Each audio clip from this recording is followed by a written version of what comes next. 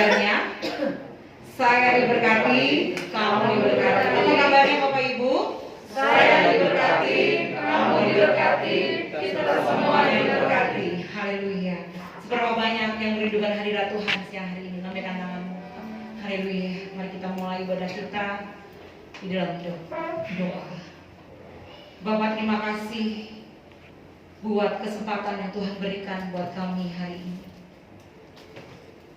Kami ingin senantiasa dekat kepadamu. Kami rindukan hadirat-Mu ada bersama dengan kami hari ini. Di saat kami datang dan sujud menyembah kepadamu, ada kelegaan yang kami rasakan, ada sukacita, ada damai sejahtera yang kami rasakan. Sebab itu Tuhan, hari ini kami membawa seluruh hidup kami ke dalam sembahan yang kudus-Mu.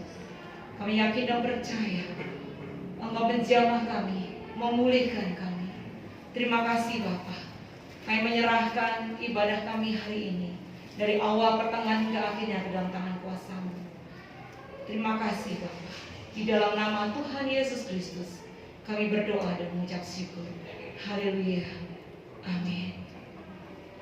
Hati kita tenang ketika kita dekat dengan Tuhan. Amin. Haleluya. Hati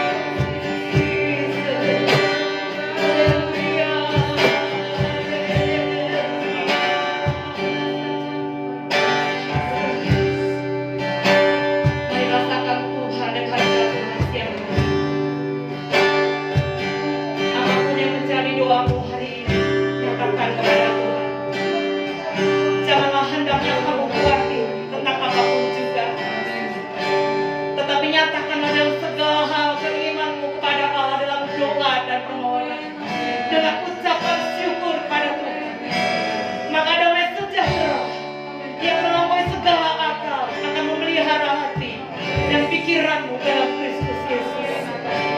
Mari kita angkat tangan kita kepada Tuhan dan katakan, hatiku tenang Tuhan, berada dalam dekatmu Tuhan Yesus.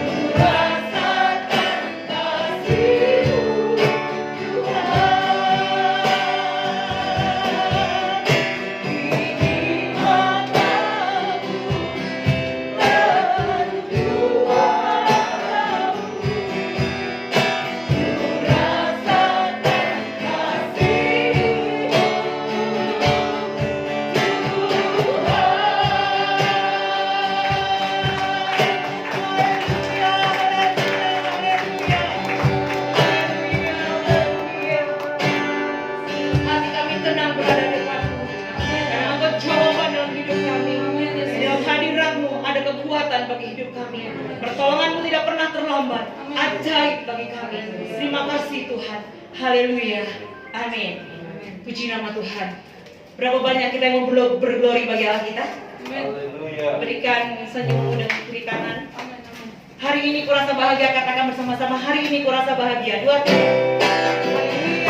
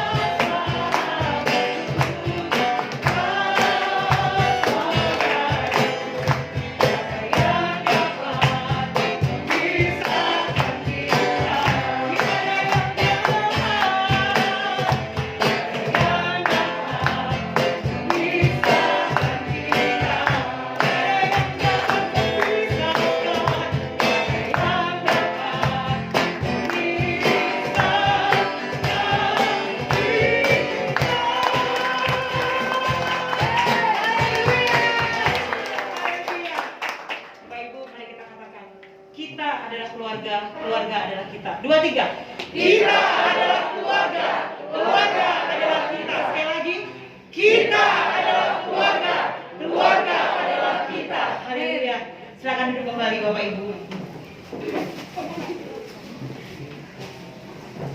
Dengan kekuatan firman Tuhan, kita pasti akan disembuhkan. Amin. Firman itu akan berbicara secara pribadi kepada kita. Ketika kita mengalami masalah, ketika kita bersuka cita pun, firman itu hidup dalam hidup kita. Amin. Karena dengan firman Tuhan kita disembuhkan dan dikuatkan, dan kita bisa berjalan di dalam terangnya yang ajaib. Haleluya.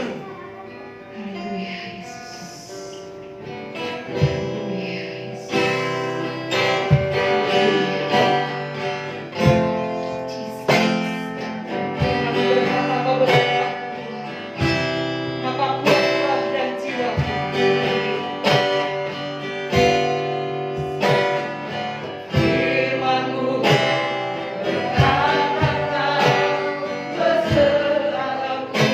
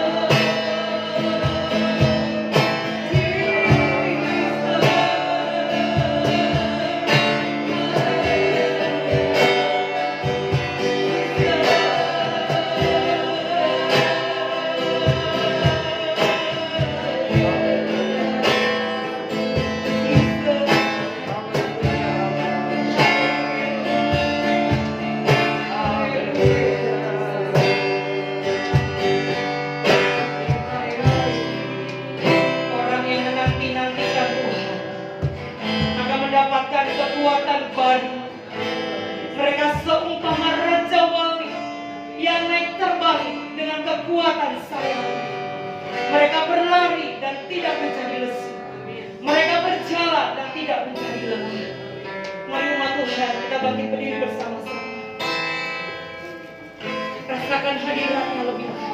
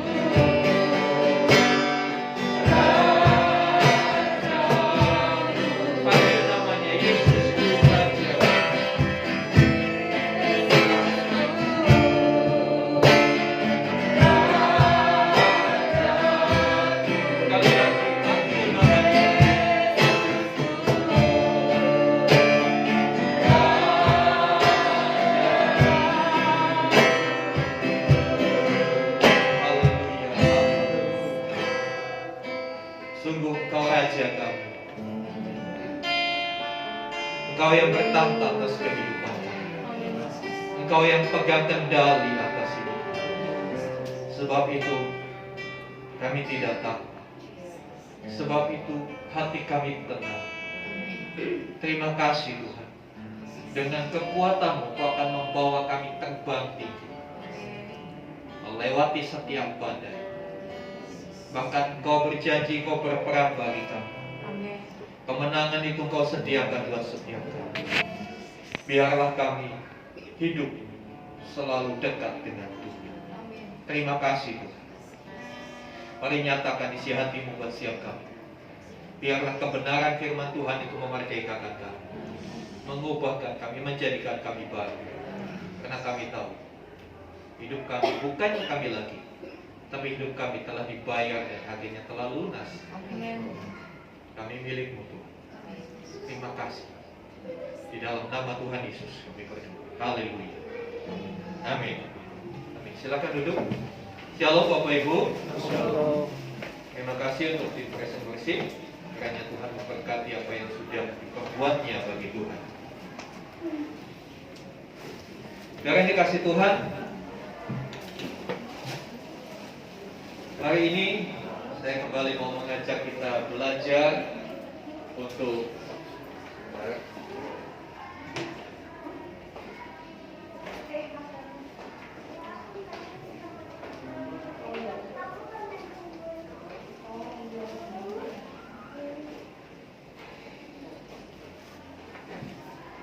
ya, hari ini kita mau belajar tentang apa yang menjadi tema kita dalam tahun ini, perubahan hidup. Kita buka di dalam 2 Korintus 5 ayat yang ke-17. 2 Korintus 5 ayat yang ke-17. Saya akan bacakan 2 Korintus 5 ayat 17. Demikian firman Tuhan. Jadi siapa yang ada di dalam Kristus, ia adalah ciptaan baru. Yang lama sudah berlalu, sesungguhnya yang baru sudah datang. Ini adalah kalimat kesimpulan. Tahu kalimat kalau pakai kata jadi itu kesimpulan. Jadinya gimana nih, ya kan? Dalam pembicaraan lalu kalimat terakhir jadi bagaimana, ya kan? Nah itu kata jadi itu menunjukkan ini satu kesimpulan. Apa yang disimpulkan dari pembahasan Rasul Paulus di dalam surat 2 Korintus? Di sana dikatakan, jadi siapa yang ada di dalam Kristus, stop dulu. Siapa yang ada dalam Kristus? Siapa yang ada dalam Kristus? Saudara ada di dalam Kristus? Amin. Enggak mantap? Yakin saudara ada di dalam Kristus? Amin. Iya. Siapa yang ada di dalam Kristus? ia adalah ciptaan baru. Ini adalah sebuah kesimpulan bahwa kalau kita berkata saya ada di dalam Kristus, berarti kita adalah ciptaan yang baru. Apa sih ciptaan yang baru? Dilanjutkan dikatakan di situ, yang lama sudah berlalu, sesungguhnya yang baru sudah datang. Ayat ini berbicara adanya sebuah perubahan bagi setiap orang yang ada di dalam Kristus. Siapa yang ada dalam Kristus? Ia adalah ciptaan yang baru. Yang lama sudah berlalu, yang baru sudah datang. Dengan kata lain, ya, siapa yang di dalam Kristus, dia mengalami perubahan dalam hidupnya. Amin. Sekarang Anda yang tadi angkat tangan, Anda yang tadi berkata saya ciptaan baru, kira-kira sudah ada perubahan dalam hidup kita? Oh iya Pak, berubah Pak. Dulu waktu belum nikah saya langsing, sekarang langsung. Bukan itu maksudnya perubahannya. Bukan perubahan secara fisik, ya, bukan perubahan secara fisik. Kita tidak urusan dengan fisik seseorang. Tapi yang dimaksud perubahan adalah seperti yang minggu-minggu lalu saya sampaikan. Kita itu yang sudah rusak karena dosa, Tuhan mau kita kembali menjadi seperti apa ketika Tuhan menciptakan kita. Seperti apa Tuhan menciptakan manusia, segambar dan serupa dengan Allah. Kita berubahnya ke arah sana, amin. Berubahnya ke arah serupa dan segambar dengan Kristus. Di sini dikasih satu pemahaman ciptaan yang baru. Yang lama sudah berlalu, yang baru sudah datang.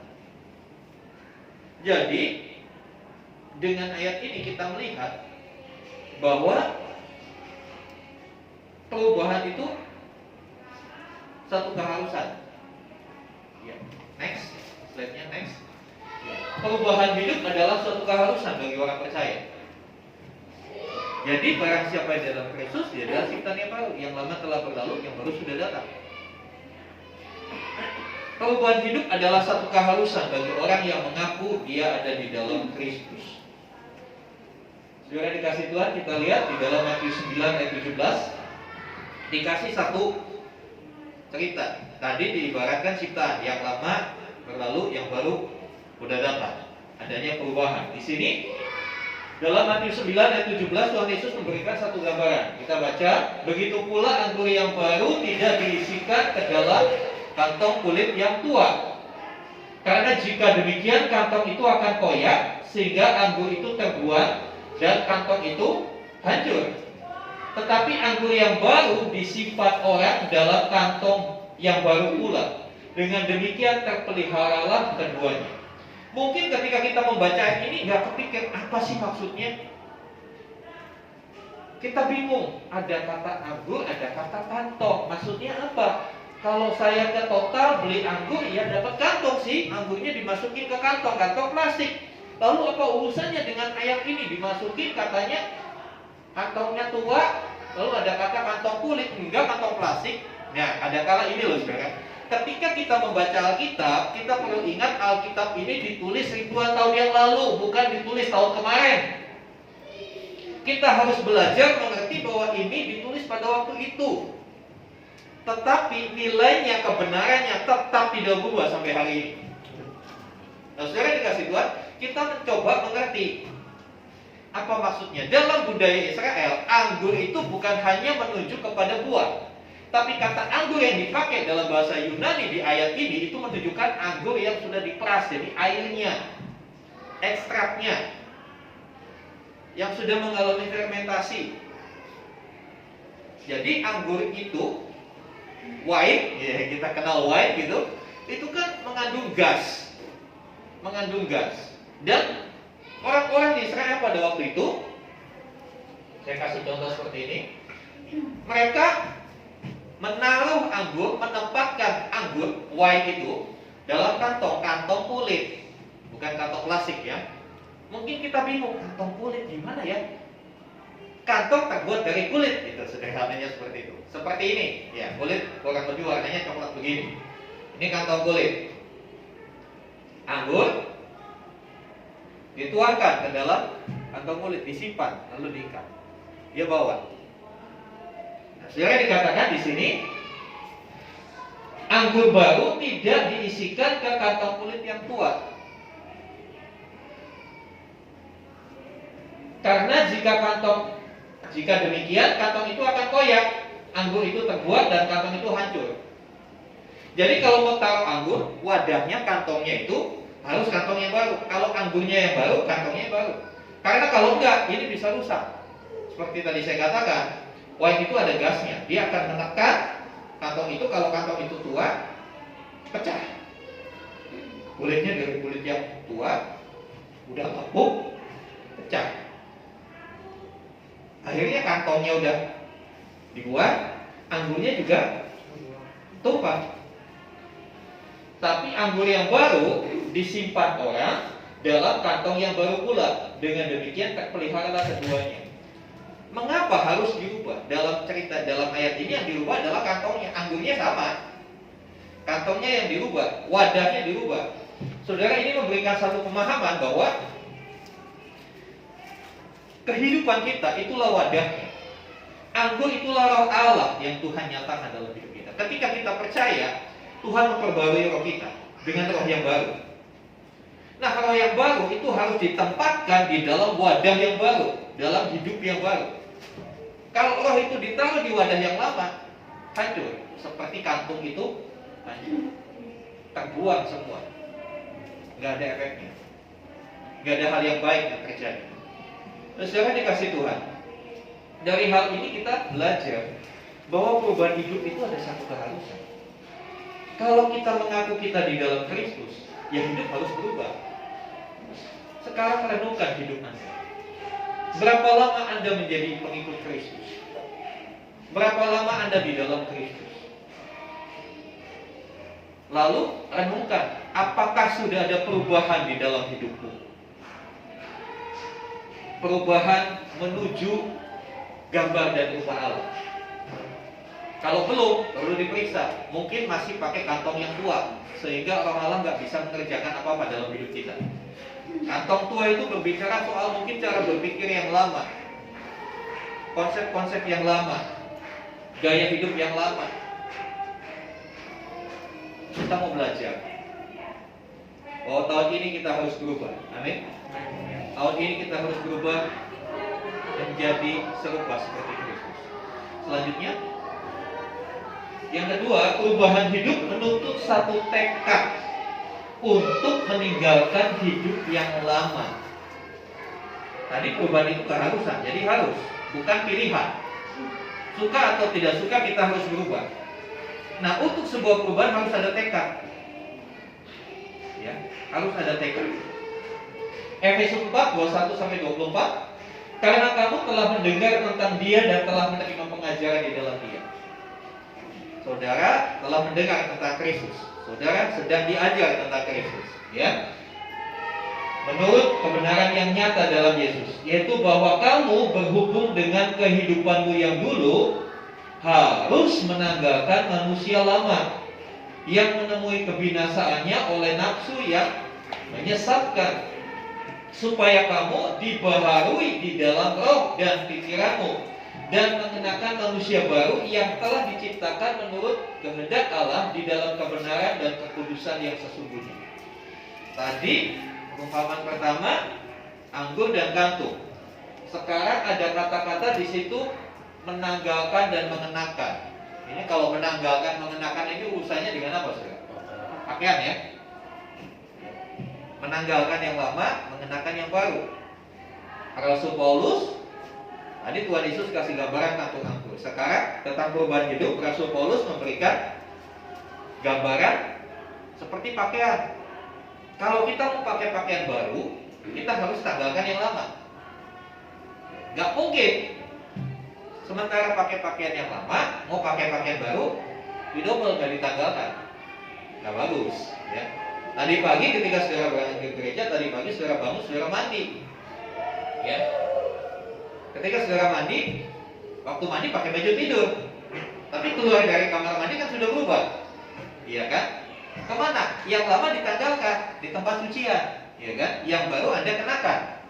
Nah seperti itu kurang lebih perubahan hidup itu. Yang lama itu ditanggalkan, kita nggak pakai lagi. Cara pikir kita yang lama, yang mungkin masih egois, ya masih hatinya masih keras, masih simpen marah, masih simpen dendam, itu ditanggalkan, jangan dipakai lagi, pakai yang baru. Amin.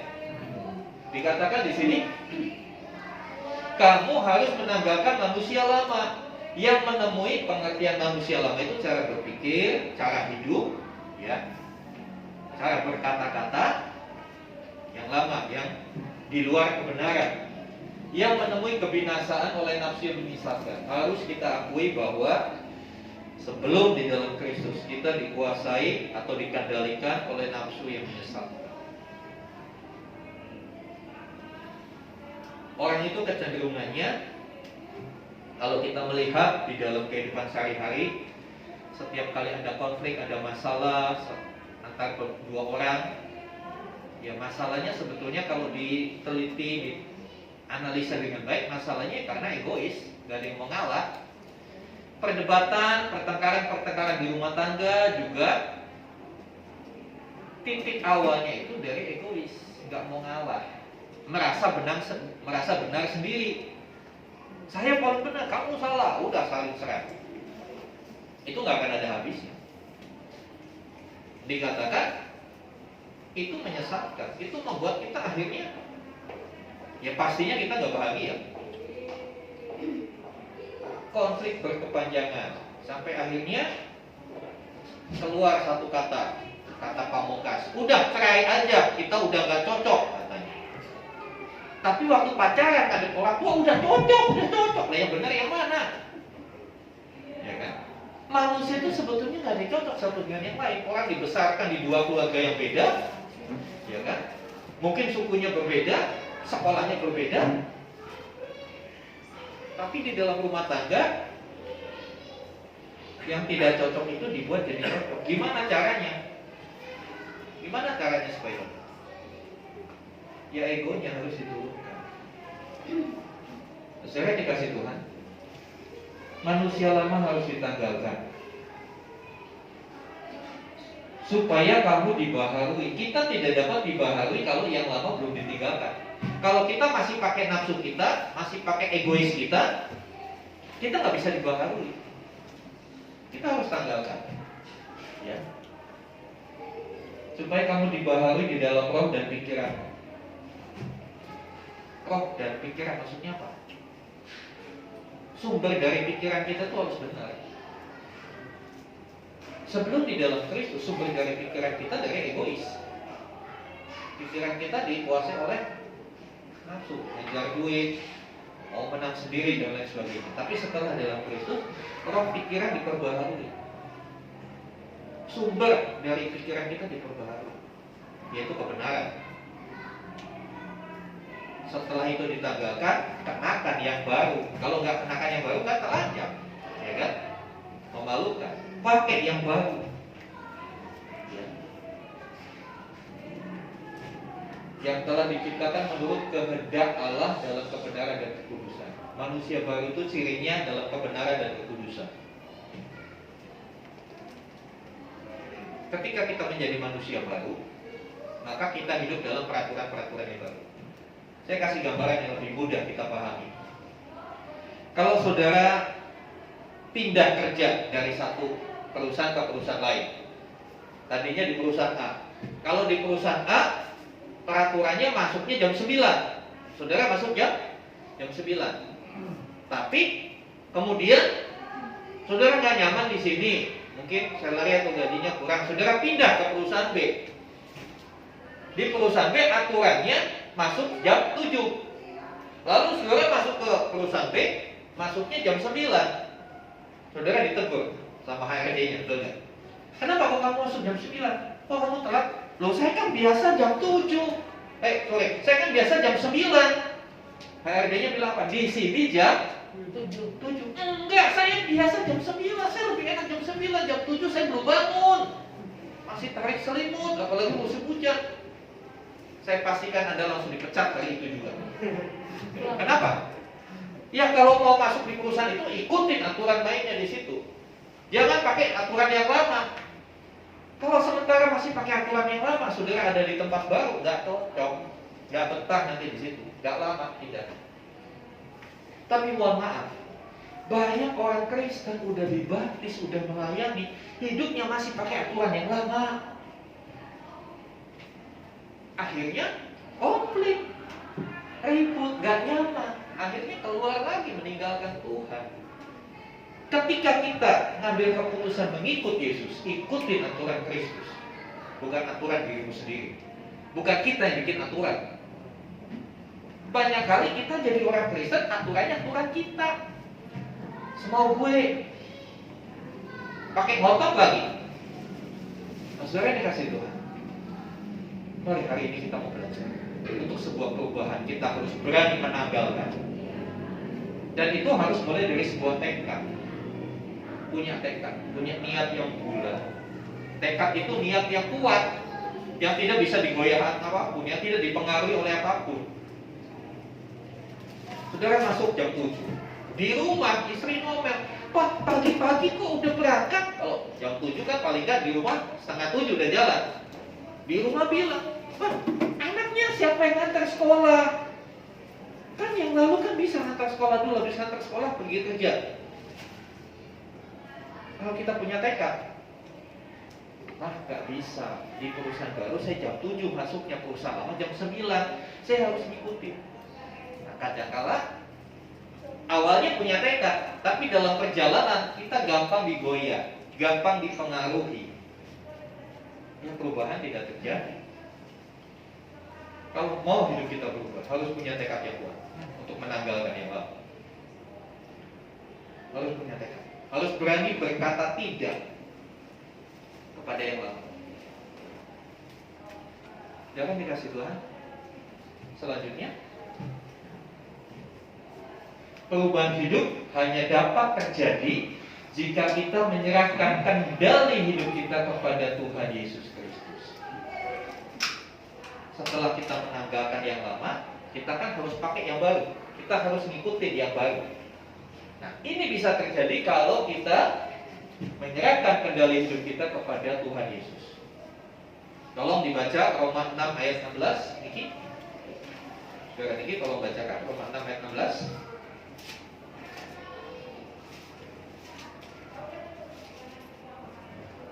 Roma 6 ayat 16. Apakah kamu tidak tahu bahwa apabila kamu menyerahkan dirimu kepada seorang sebagai hamba untuk mentaatinya, kamu adalah hamba orang itu yang harus kamu taati, baik dalam dosa yang memimpin kamu kepada kematian, maupun dalam ketaatan yang memimpin kamu dalam kebenaran.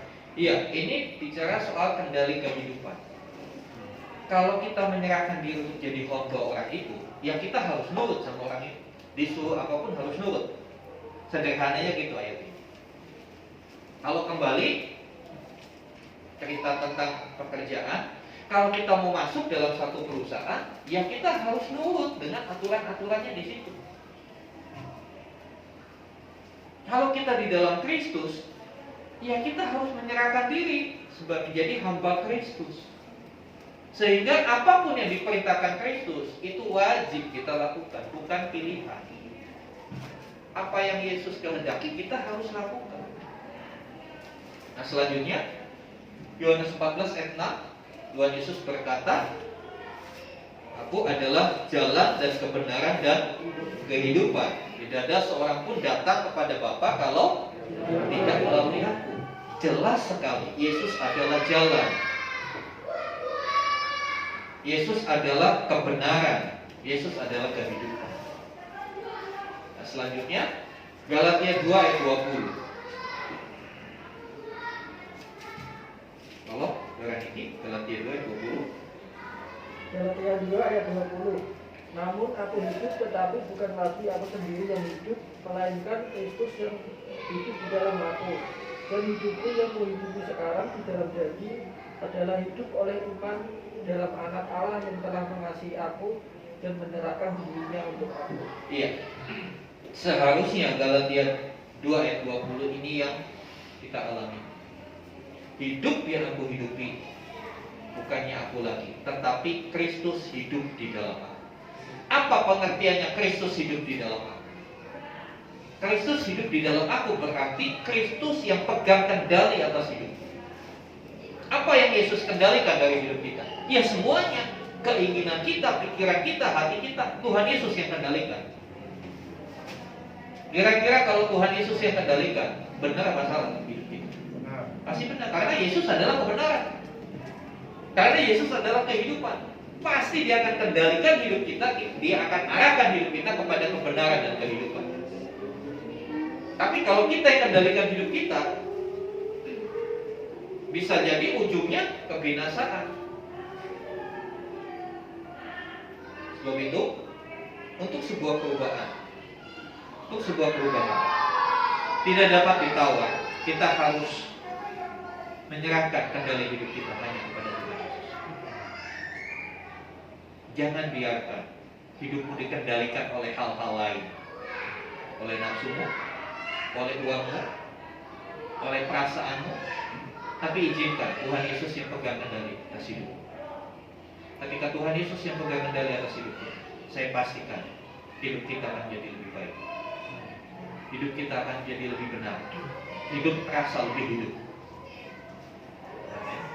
Saudara dikasih Tuhan. Selanjutnya, ini penting saudara.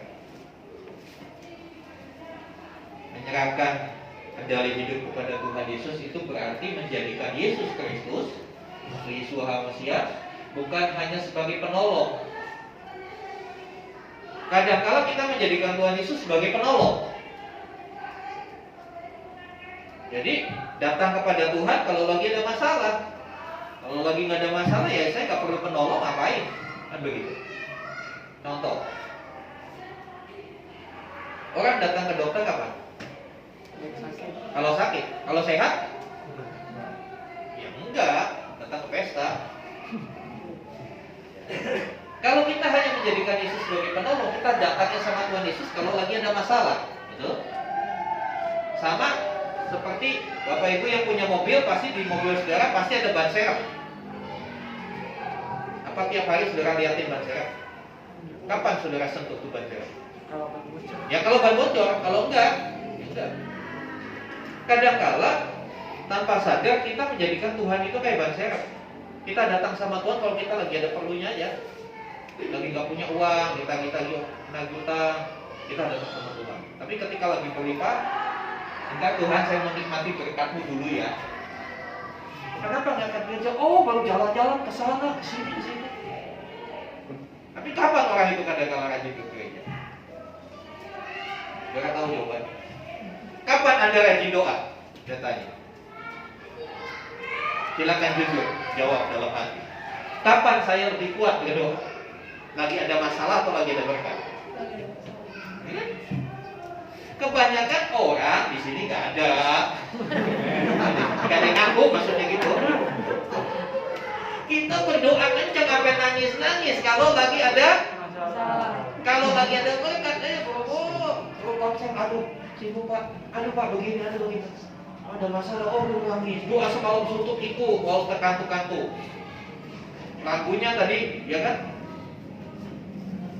Kini mataku tertuju padamu. Kalau lagi ada masalah, biar doa semalam suntuk, lagunya berubah. Kini mataku tak sanggup lagi. Kini mataku tak sanggup lagi. Iya ngantuk Pak. Negatif Tuhan. Iya. Ini satu fakta dan realita. Kadang-kadang kita juga ngalami itu. Jujur, doa kita lebih kencang, lebih ngotot ketika ada masalah. Makanya jangan cuma jadikan Yesus saja sebagai penolong. Kalau kita hanya menjadikan Yesus sebagai penolong, penyembuh, ya kita datang sama Tuhan kalau lagi sakit, kalau lagi sehat, udah. Kalau lagi COVID, jamnya kena COVID, doanya berjam-jam. Kalau udah sembuh, waduh, udah. Nggak di sini. Kalau kita menjadikan Yesus hanya juru selamat, ya udah diselamatin, udah bye-bye Tuhan Yesus. Makanya kita harus menjadikan Yesus satu-satunya Tuhan. Nanti silakan cek di Kamus Besar Bahasa Indonesia, kata Tuhan itu artinya apa. Atau Tuhan itu menunjuk satu yang berkuasa atas kehidupan kita, satu yang pegang kendali atas hidup kita. Kita harus menjadikan Yesus satu-satunya Tuhan dalam hidup. Biarkan Dia mengendalikan semua, termasuk mengendalikan bisnis. Jangan bilang, lah Tuhan Yesus kan gak pernah berbisnis, Pak. Kok Tuhan Yesus suruh ngurusi bisnis saya, mana tahu dia. Tuhan itu menguasai segalanya, termasuk menguasai area bisnis. Sekarang dikasih Tuhan satu-satunya, bukan cuma nomor satu. Jangan jadikan Tuhan Yesus hanya sebagai nomor satu. Kenapa? Kalau ada nomor satu, ada nomor dua. Nanti kalau nomor satunya lagi sibuk, pergi ke nomor dua. Banyak orang konsepnya seperti itu dalam bertuhan. Tuhan nomor satu, tapi ada nomor dua, nomor tiga, nomor sekian. Terus saya mau katakan, kita harus jadikan Yesus itu satu-satunya, the only one. Udah satu, udah gak kemana-mana, udah ke situ aja udah. Gak perlu toleh kiri, toleh kanan, hanya ke situ. Dulu kan dikasih Tuhan, kenapa saya tulis di situ jadikan Yesus Kristus atau Yeshua HaMashiach? Saya perlu jelaskan, karena saya sebagai gembala, saya wajib mengajar saudara. Hari-hari ini kalau saudara lihat YouTube, lihat tulisan-tulisan, banyak kelompok-kelompok yang menggunakan kata ini. Kata Yesus Kristusnya diganti dengan Yeshua HaMashiach. Pertanyaannya boleh apa enggak? Boleh. Itu sama. Yeshua itu mengganti Yesus. Kristus itu dalam bahasa Ibrani artinya HaMashiach, Mesias. Itu sama, hanya yang satu bahasa Indonesia, satu bahasa Ibrani. Alkitab Perjanjian Baru kita ditulis bahasa Yunani. Yesus Kristus dalam bahasa Yunani Yesus Kristos. Nanti kalau ada yang berminat belajar bahasa Yunani, saya bikin kelas bahasa Yunani. Yesus Kristos. Bisa nanti kita bikin kelas bahasa Yunani. Ada 2 STH di sini. Bisa saya suruh ngajar bahasa Yunani. Yesus Kristus. Bahasa aslinya Yeshua HaMashiach. Jadi bahasa Yunani Yesus Kristus. Alkitab kita diterjemahkan dari bahasa Yunani. Lidahnya orang Indonesia susah bilang Yesus, kegigit nanti. Jadi Yesus Kristus. Bahasa Inggris Jesus Christ. Sama nggak? Sama aja. Saya seperti bilang gini, Ibu Riris, tapi saya juga bisa panggil Ibu di Manulu, betul? Tersinggung nggak dipanggil Ibu di Manulu? Atau saya panggil Mama Elo? Ya 3 sebutan itu kan sama-sama, orangnya satu. Hanya nyebutnya ya suka-suka yang nyebut aja. Toh tujuannya benar. Jadi untuk masalah sebutan Yesus Kristus nggak usah diperdebatkan, mau Yesus Kristus, mau Yeshua HaMashiach, mau Jesus Christ. Asal jangan kau panggil Tuhan Paijo, nah itu salah. Bisa paham saudara? Jadi ini kan banyak pro kontra di medsos terutama. Ada kelompok-kelompok yang tidak boleh panggil Allah, harus pakai Yahweh. Kalau saya Yahweh saja lah. Ngapain berdebat sesuatu yang nggak penting? Mendebati masalah itu firman Tuhan gak dilakukan, kan konyol.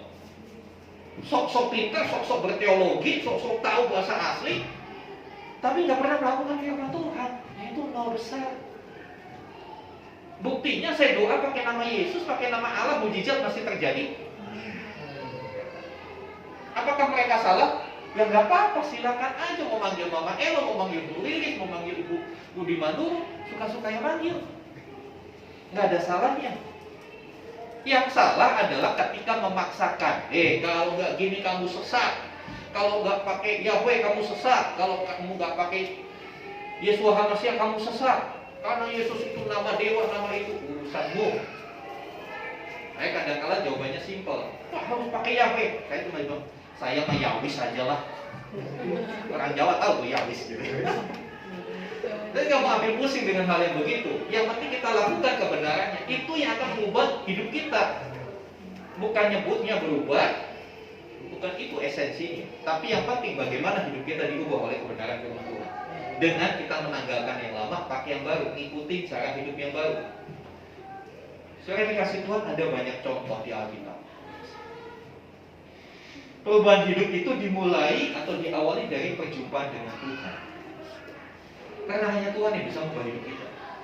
Kita ubah hidup kita, gagal nih. Tapi kalau Tuhan ubah hidup kita, dahsyat. Kita lihat ada 3 contoh yang saya cantumkan di situ. Nanti ini akan lebih saya jelaskan minggu depan. Jadi pastikan minggu depan Anda hadir. Ya. Ada 3 contoh. Sakeus. Siapa Sakeus? Pemungut cukai. Dari pemungut cukai diubah jadi pengikut Kristus. Yang tadinya orientasi pemungut cukai itu duit, sekarang dia jadi pengikut Kristus. Ada perubahan. Kapan perubahan itu mulai? Sejak ketemu Yesus. Di mana Sakeus ketemu Tuhan Yesus? Dia lagi ada di mana? Di atas pohon. Nah, di atas pohon ini saya pastikan. Rajin sekolah minggu, tahu? Di atas pohon. Yang nggak tahu ceritanya ikut sekolah minggu. Iya, di atas pohon dia berjumpa dengan Tuhan Yesus. Tuhan Yesus bilang, Sakeus turun. Dia katanya, lu ngapain naik pohon? Gak gitu. Tuhan Yesus sopan ya. Sakeus turun, aku akan singgah di rumah. Dari situ awal perubahan hidup Sakeus. Kemudian ada Paulus, dulu namanya Saulus. Siapa Saulus? Penganiaya jemaat. Kemana-mana kerjanya cari orang Kristen, pengikut Kristus. Dia siksa, dia bunuh. Tapi sejak dia ketemu Tuhan Yesus, di mana? Halo, di mana? Di mana? Di mana Paulus ketemu Tuhan Yesus? Ada hadiahnya yang tahu? Dalam perjalanan ke Damsyik. Dalam perjalanan ke Damsyik, Tuhan Yesus datang dalam cahaya, dia terjatuh dari kudanya, buta matanya. Lalu Yesus mengatakan, Saulus, Saulus, mengapa kau menganiaya aku? Saulus jawab, siapa yang kau menganiaya? Nah, dari perjumpaan Saulus dengan Tuhan Yesus, dia diubah dari penganiaya jemaat jadi pelayan. Ini kan radikal banget. Yang tadinya menganiaya sekarang melayani. Itu Tuhan kalau kerja begitu, diubah itu ngeri banget, dahsyat, nggak pernah terpikir. Bahkan ketika Paulus yang sudah bertobat ini ketemu murid-murid takut. Wah, jangan-jangan dia mata-matai kita, dia pura-pura bergabung, tahunya mau nangkepin kita. Ada murid-murid yang berpikiran begitu. Tapi sekali lagi, ketika seseorang jumpa dengan Tuhan Yesus, perubahannya dasar. Selanjutnya, perjanjian lama ada nggak Pak? Ada, Musa. Musa ini tokoh yang sebelumnya sok jago. Lihat bangsanya teraniaya, dia bela, dia bunuh orang Mesir. Setelah dibunuh takut, kabur dia jadi pelarian. Kebayang gak sih? Seorang pelarian diubah Tuhan, ketemu Tuhan, diubah Tuhan jadi pemimpin bangsa. Tadinya pelarian, takut, gak berani bertanggung jawab atas apa yang dia lakukan. Tapi ketemu Tuhan. Di mana Musa ketemu Tuhan? Di semak-semak yang terbakar tapi gak hangus. Belum tahu ceritanya? Ikut sekolah minggu. Nanti diceritain sama hati. Ya, Musa dari seorang pelarian menjadi pemimpin bangsa. Tokoh-tokoh ini mengalami perubahan yang begitu luar biasa. Diawali dengan perjumpaan dengan Tuhan. Apakah hidup Anda ingin berubah? Apakah hidup Anda ingin diubah oleh Tuhan? Jumpai Tuhan. Jadikan Dia yang pegang kendali dalam hidup. Maka saudara akan lihat hidupnya. Kau tidak akan sama lagi. Tapi ada bagian yang harus kita lakukan. Kita harus mau menanggalkan. Amin. Kita harus mau menanggalkan, lepasin, jangan dipakai lagi. Saya percaya kita semua siap diubah Tuhan. Amin. Mari sama-sama kita berdiri, kita datang pada Tuhan. Haleluya.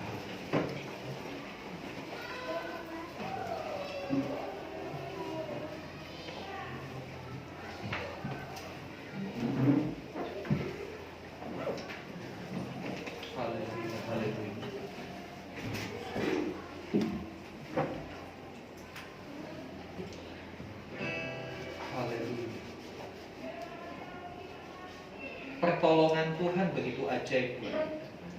Mungkin selama ini, saya percaya selama ini saudara berusaha untuk berubah, berusaha untuk enggak jadi orang yang suka marah-marah, berusaha untuk jadi orang yang sabar. Tapi kegagalan demi kegagalan. Akhirnya seperti minggu lalu saya katakan, saudara berkesimpulan, ya saya dari sononya udah begini. Saya mengingatkan, dari sononya kita itu sudah bagian serupa dengan Allah. bukan emosian, bukan pemarah. Tapi kenapa itu semua terjadi? Karena hidup lama, karena manusia lama. Sebab itu, saya tantang hari ini Anda untuk menanggalkan manusia lama dan mengenakan manusia baru. Jumpai Tuhan bersama. Haleluya. Pertolonganmu begitu ajaib.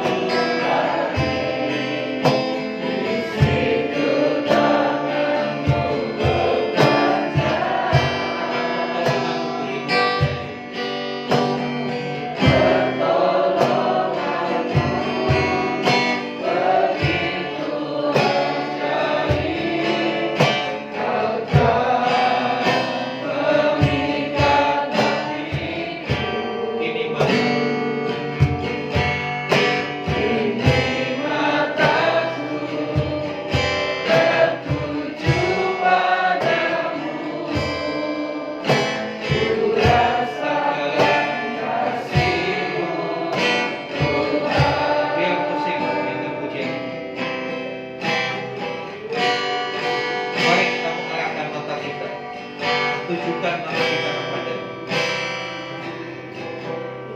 Haleluya.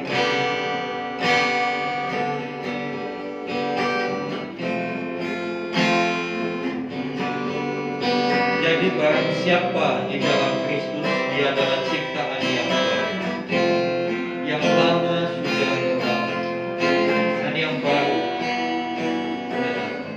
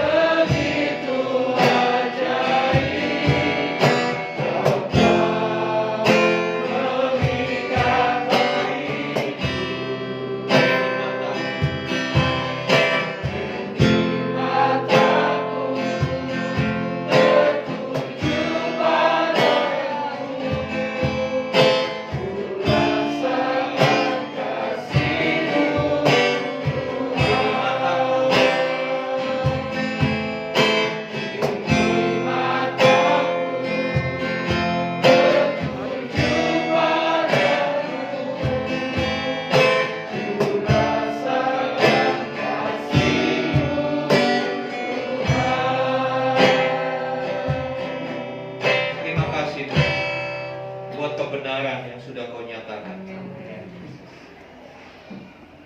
Kami mau menjadikan Yesus Kristus sebagai satu-satunya Tuhan dalam hidup kami. Ia memegang kendali atas hidup kami. Karena kami mengalami perubahan. Kami berubah dan kembali menjadi gambar dan rupa Allah yang sungguh amat baik. Ampuni kami. Seringkali kami masih mengenakan manusia lama. Kami masih gunakan cara-cara lama. Kami masih menggunakan hawa nafsu kami. Ampuni kami Tuhan. Mari Roh Kudus, Engkau yang menuntun hari-hari hidup kami, supaya hari-hari hidup kami semakin serupa dengan Kristus. Terima kasih Tuhan. Pertolongan-Mu ajaib dalam hidup setiap kami. Karena Tuhan bukan hanya penolong, bukan hanya penyembuh dan juru selamat, tapi Yesus Kristus adalah satu-satunya Tuhan. Terima kasih.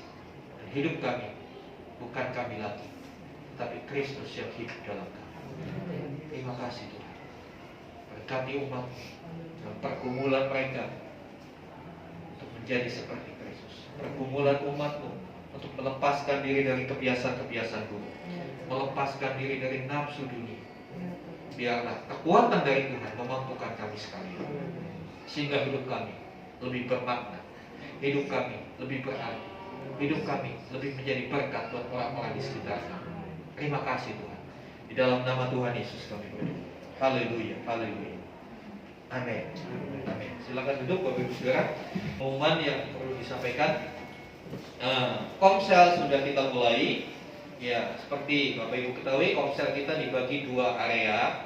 Yang pertama area Lipo, itu mencakup sampai ke arah utara, sampai ke Cikarang Baru, itu jadi satu area. Yang kedua area KSB, mencakup Mega Regensi, Sukadami, ya ke arah selatan. Kenapa dibagi? Karena kalau digabung nggak ada rumah yang cukup. Kita sudah banyak, ya kan? Kemudian juga jangkauannya terlalu jauh. Nanti kalau teman-teman yang dari Cikarang ke KSB udah kemalaman, belum lagi pulangnya. Jadi kita bagi untuk itu. Tapi bukan untuk kita bersaing, tidak ada persaingan. Kita tumbuh bersama, kita maju bersama. Amin. Nah, untuk Jumat ini gilirannya Lipo, ya, area Lipo. Di kita komselnya agak jauh dikit ya, nggak apa-apa kan? Kita komselnya di Eropa, zona Eropa maksudnya di Thomas gitu ya, di tempat Pak Agus ya, di zona Eropa. Nanti alamat lengkapnya akan di-share di grup ya. Kemudian jam 7 ya komselnya ya, bukan jam 8, jam 7. Kemudian selanjutnya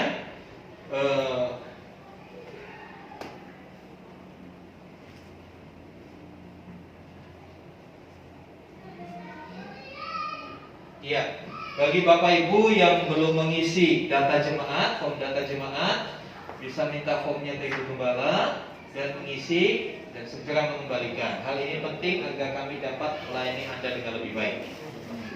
Jadi tahu kalau besok alamatnya di mana tahu, gitu ya. Mau doakan kita tahu, ya. Jadi mohon Bapak Ibu yang sudah mengambil keputusan untuk berjemaat di tempat ini, silakan mengisi formulir. Yakinlah, percayalah, kami tidak akan menyalahgunakan formulir saudara. Tenang kok, nggak ditanya PIN ATM-nya berapa enggak. Ya. Kemudian yang kedua, mulai hari ini kita akan buat tabungan untuk retret keluarga. Kita akan retret diperkirakan April pas Paskah 15 sampai 17 Jumat Sabtu Minggu. Ya, kita akan bikin event di luar sehingga kita bisa lebih lagi mengalami Tuhan. Ini untuk biaya kita belum bisa tentukan, kita akan update harga terbaru ya. Untuk itu kita bikin polanya menabung ya. Nanti akan ya, kalau jadi Ibu Tresia, Bapak Ibu hari ini pun sudah bisa menabung. Berapa Pak nabungnya? Terserah, asal jangan 500 rupiah, kasihan yang hitung ribet, jatuh satu panjang urusan ya. Nah, untuk tabungan ini tidak dikenakan biaya administrasi, tapi juga nggak ada fasilitas ATM-nya dan nggak ada bunga. Ya, nggak ada potongan administrasi. Nanti kalau misalnya nanti kita akan buka tabungan ini awal April, kita bisa tahu tabungan Bapak Ibu berapa. Ya pribadi, ini tabungannya pribadi nggak dikumpulin. Jadi misalnya tabungannya Pak Sandi 10 juta misalnya, wah ini lebih, biar retretnya nggak sampai segitu. Jangan khawatir, itu akan dikembalikan. Kalau kurang, nambahnya nggak banyak, kalau lebih dikembalikan. Ya, itu kita akan buat karena retret ini saya rindu semua jemaat bisa itu. Retret keluarga penting. Di dalamnya kita akan bikin banyak hal. Khusus seminar pria, para pria, para wanita, anak muda, anak-anak kita akan bagi seperti itu. Juga nanti ada games dalam Paskah. Ya, lomba cari telur tiap keluarga. Tapi telurin telur mainan gitu kan. Kalau telur itu bisa bawa kemana-mana, ya kan. Jadi ada banyak hal-hal yang kita bisa lakukan untuk keakraban, kesatuan keluarga. Dan untuk retret ini nggak ada pay letter ya. Pak, pay letter boleh nggak? Nanti itu urusannya panjang kalau pay letter. Begitu jatuh tempo, saudara nggak bisa bayar, nggak datang ke gereja. Ujung-ujungnya mau taber, kamu taber, mundur tanpa berita. Jadi bisa mulai nabung. Nanti Bapak Ibu akan dapat buku, ditulis namanya, nabungnya tanggal berapa ditulis, Bapak Ibu tanda tangan, bukunya dikumpulkan. Kalau dibawa pulang nanti hilang, kelupaan, dijadiin bungkus gorengan, bingung kita ngitungnya. Iya. Jadi biar nanti dipegang oleh pengurus, setiap kali Bapak Ibu nabung akan tanda tangan di situ. Ya, saya kira itu, dan saya percaya kita akan mengalami hal-hal yang luar biasa bersama dengan Tuhan. Mari sama-sama bangkit berdiri, kita akan berdoa. Kita akan naikkan doa siapa kita. Saya minta dengan Ibu Swesti kita dalam doa siapa.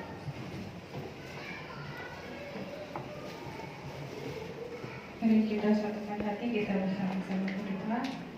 Tuhan Yesus, Allah Roh Kudus, kami bersyukur Tuhan bahwa siang hari ini Tuhan kami telah selesai beribadah Tuhan, memuji dan memuliakan nama-Mu.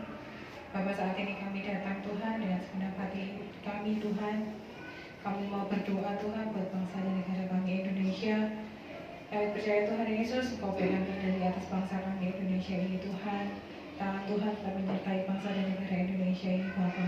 Sehingga kami percaya Tuhan kesejahteraan tetap ada dalam bangsa dan negara kami Indonesia ini Tuhan.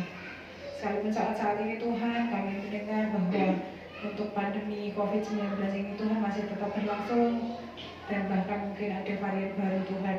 Tapi kami percaya di dalam nama Tuhan Yesus semua ini akan segera berlalu Tuhan. Kami berdoa di dalam nama Tuhan Yesus, biarlah tangan Tuhan yang menolong kami untuk kami boleh melewati setiap sakit penyakit ini dan kemenangan dari Tuhan. Kami percaya Tuhan Kau memproteksi kami, Kau memproteksi keluarga kami, Kau memproteksi orang-orang yang kami kasihi Tuhan, sehingga kami Tuhan terhindar Tuhan dari bahaya sakit penyakit ini dan dari maut Tuhan. Kami berdoa di dalam nama Tuhan Yesus. Sekalipun semua ini terjadi Tuhan, tapi bila ini semua mendatangkan kebaikan bagi kehidupan bangsa dan negara kami, dan juga mendatangkan kebaikan bagi kehidupan kami semua. Terima kasih Tuhan Yesus, Engkau juga memberkati pemerintahan bangsa ini Tuhan, Presiden dan wakilnya, menteri-menteri yang bertugas, setiap pejabat-pejabat Tuhan yang saat ini Tuhan percayakan untuk memimpin bangsa ini Bapak. Dan Engkau membimbing mereka, memberikan hikmat, kebijaksanaan kepada mereka, supaya mereka boleh membuat aturan dan keputusan Tuhan yang boleh adil seadil-adilnya Tuhan, yang boleh membawa bangsa kami untuk hidup lebih baik, lebih sejahtera Tuhan, dan masyarakat bangsa kami ini Tuhan boleh hidup dengan sejahtera Tuhan. Dalam nama Tuhan Yesus kami percaya tangan Tuhan ada atas bangsa ini Tuhan. Dan kami juga berdoa Tuhan, Indonesia Tuhan dipenuhi dengan kemuliaan Tuhan. Kami berdoa Tuhan melalui peristiwa yang terjadi ini, biarlah banyak orang Tuhan mengenal Engkau sebagai Tuhan dan Juru Selamat yang hidup. Biarlah banyak jiwa diselamatkan Tuhan, bahkan setiap lutut bertelut, semua lidah mengaku bahwa Yesus Kristus adalah Tuhan dan Juru Selamat yang hidup. Terima kasih Tuhan, pakai kami untuk menjadi alat-Mu untuk menyelamatkan mereka, untuk memperkenalkan Engkau sebagai Tuhan dan Juru Selamat yang hidup. Bapak, kami juga berdoa Tuhan untuk pertumbuhan dan perkembangan gereja kami di tempat ini Tuhan. Biarlah Bapak Engkau yang memelihara kami, Engkau yang memelihara pertumbuhan gereja ini Bapak. Engkau yang memulai Tuhan, dan Engkau yang akan tetap campur tangan Tuhan untuk menolong kami melewati segala sesuatu Tuhan dalam pertumbuhan dan perkembangan gereja ini Bapak. Terlebih lagi untuk jemaat-Mu Tuhan, Tuhan urapi satu demi satu supaya mereka boleh bertumbuh dewasa secara rohani dan mengenal Engkau lebih lagi Tuhan. Bahkan hidup mereka boleh Tuhan pakai untuk memuliakan nama-Mu dimanapun mereka ditempatkan. Kami juga berdoa Tuhan, kami rindu punya tanah sendiri Tuhan untuk gereja kami. Kami percaya Tuhan tidak ada yang mustahil buat Engkau. Kami percaya Tuhan Engkau menyediakan tempat yang terbaik. Engkau menyediakan juga biaya-biaya yang diperlukan Tuhan untuk kami boleh memiliki tempat ibadah gereja sendiri Bapa. Dan biarlah Tuhan melalui gereja yang Tuhan berikan bagi kami Tuhan, kami boleh Tuhan membawa banyak jiwa untuk diselamatkan. Terima kasih Tuhan, terima kasih buat semua yang Tuhan kerjakan dalam kehidupan kami Bapa. Kami percaya Tuhan Yesus kuasa-Mu bekerja dalam kehidupan kami masing-masing Tuhan, sehingga kami boleh menjadi komunitas yang berdampak Tuhan bagi banyak orang di sekitar kami. Kami juga berdoa Tuhan buat Bapak Gembala Ubah Irawan beserta Ibu Tuhan yang sudah merelakan hidupnya, merelakan hatinya Tuhan untuk melayani Engkau dengan segenap hati Tuhan. Bila Kau memberkati keluarga mereka Tuhan, anak-anak mereka Tuhan, keluarga yang takut Tuhan, keluarga yang sungguh-sungguh melayani Engkau Bapa. Engkau berikan upah yang terbaik Tuhan buat mereka. Beri kesehatan, beri kekuatan Tuhan, berkat Tuhan melimpah atas kehidupan mereka Tuhan. Mereka tidak akan pernah kekurangan, tapi hidup dalam damai sejahtera, anugerah dan berkat Tuhan yang melimpah senantiasa. Terima kasih Tuhan, kami juga berdoa buat setiap pengurus gereja ini Bapak. Tuhan campur tangan, Tuhan yang menolong mereka, Tuhan mampukan mereka dalam segala sesuatu Tuhan, memelihara dan mengatur kebutuhan atas gereja ini Bapak. Tuhan mampukan mereka Tuhan, sehingga mereka tetap boleh melayani Engkau dengan sungguh-sungguh, dan Engkau berkati setiap keluarga mereka Bapak. Terima kasih Tuhan, jemaat-Mu di tempat ini juga Tuhan urapi, Tuhan berkati kehidupan jemaat-Mu di tempat ini terpelihara dengan baik oleh Tuhan. Kami diberkati Tuhan, dan kami boleh menjadi saluran berkat bagi banyak orang. Terima kasih Tuhan Yesus, terima kasih di dalam nama-Mu yang kudus kami telah menaikkan setiap doa permohonan kami dan ucapan syukur kami. Haleluya.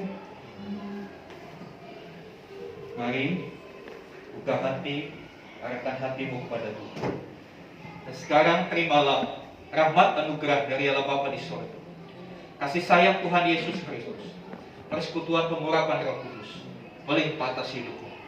Terimalah berkat-berkat jasmani, terlebih lagi berkat rohani. Jadilah berkat dimanapun Tuhan menempatkan kita. Karena itu pergilah, jadikanlah semua bangsa murid. Baptislah mereka dalam nama Bapa dan Anak dan Roh Kudus. Dan ajarlah mereka melakukan segala sesuatu yang telah Aku perintahkan kepadamu. Dan ketahuilah Aku menyertai kamu senantiasa sampai kepada akhir zaman.